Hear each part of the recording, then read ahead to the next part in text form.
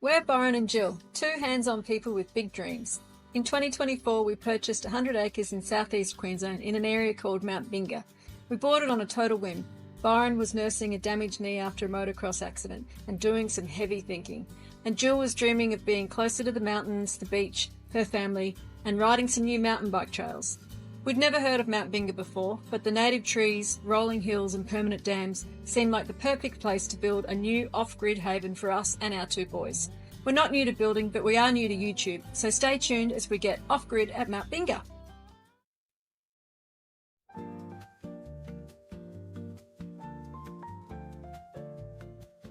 In the last episode, we put the finishing touches on the construction of our shed.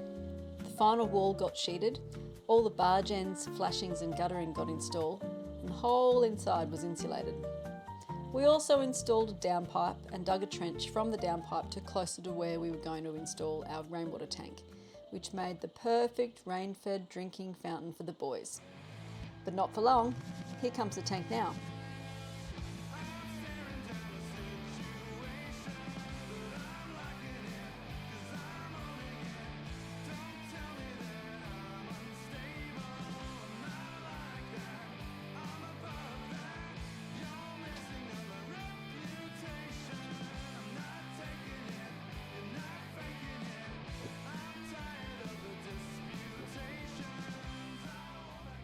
You might be wondering how we got this 22,500 litre poly tank off the truck. Well, you'll have to take our word for it, but it turns out that a tank is fairly light when it's empty, and if you slide it off a flatbed truck, it'll fall outright.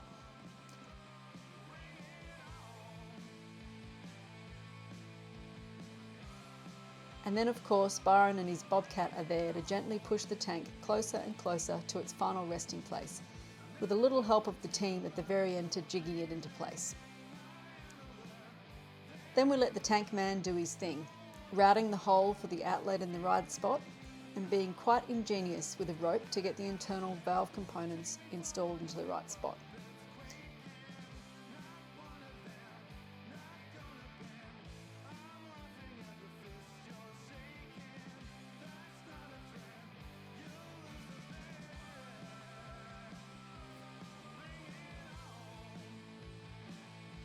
And then it was time for Byron to do his thing, measuring all the pipe sections, cutting them down to size and joining them all together with clear glue.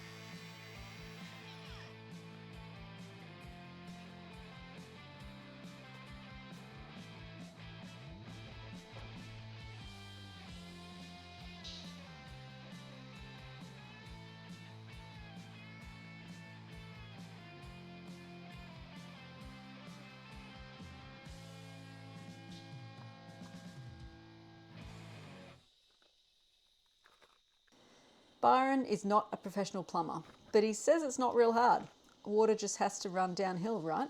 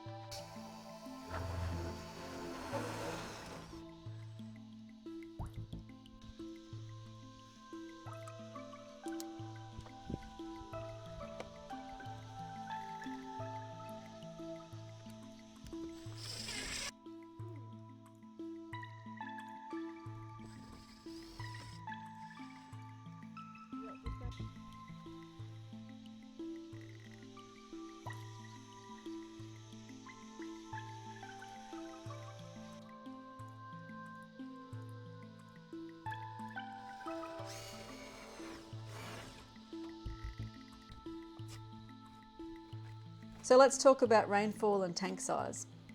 In Australia, the general rule of thumb is that you get 1 litre of water in the tank for every millimetre of rain that falls over every square metre of roof.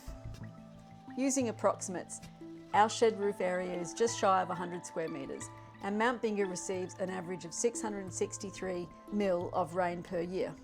So that gives us about 66,300 litres of water per year, or about 3 times the volume of this 22,500 litre tank.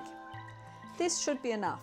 We're already used to living on tank water. We have short showers and we use the water saving setting on the washing machine, and there's no dishwasher, of course. We're planning on getting a composting toilet in the near future, so that will keep our usage down as well. And of course, we can always get in another tank or use our dam water, or when the times get tough, call up a water truck and have drinking water delivered.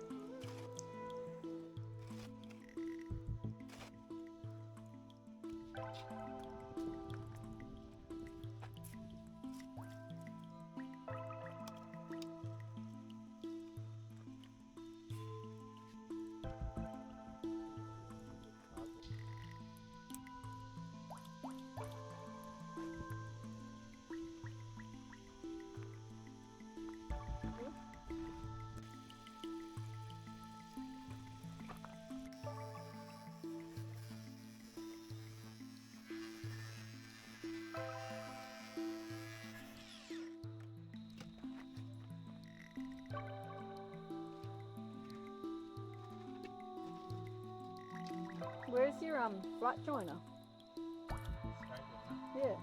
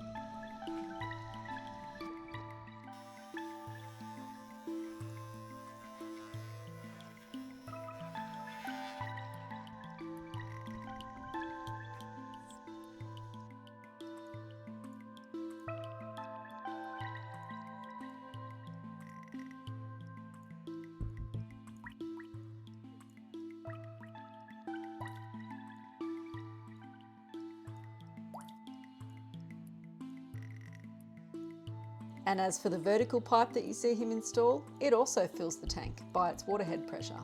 See, water can also go uphill if it's pushed. Seems crazy, but it's true. There just needs to be some place for the water to go. In this case, the outlet of the tank is about 400 mil lower than the gutter, giving enough pressure to push the water back uphill and into the tank to fill it. And the reason we chose to have an underground pipe and then an uphill pipe, this has nothing to do with the plumbing or the head pressure. We just think they look better than having an ugly pipe running along the side of the shed.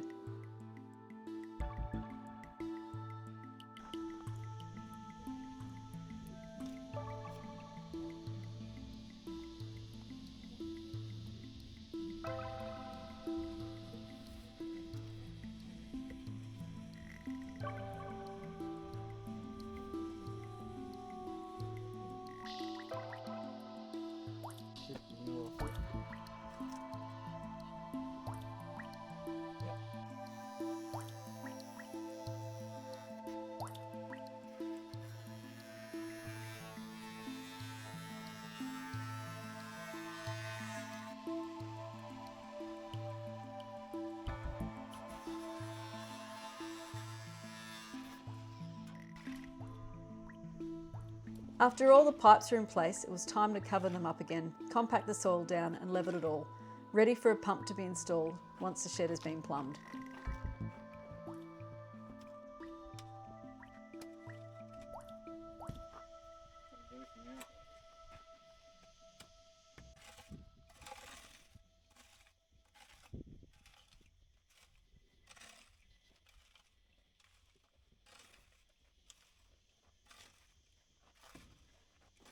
Another job ticked off. We've now owned the block for just over a year. Since we've filmed this video, we expect to have about 3,000 litres of fresh rainwater in the tank. Oh, what a feeling. And if you're wondering where the off-grid solar battery system video is up to, that's coming next, we promise. We have been busy. Stay tuned.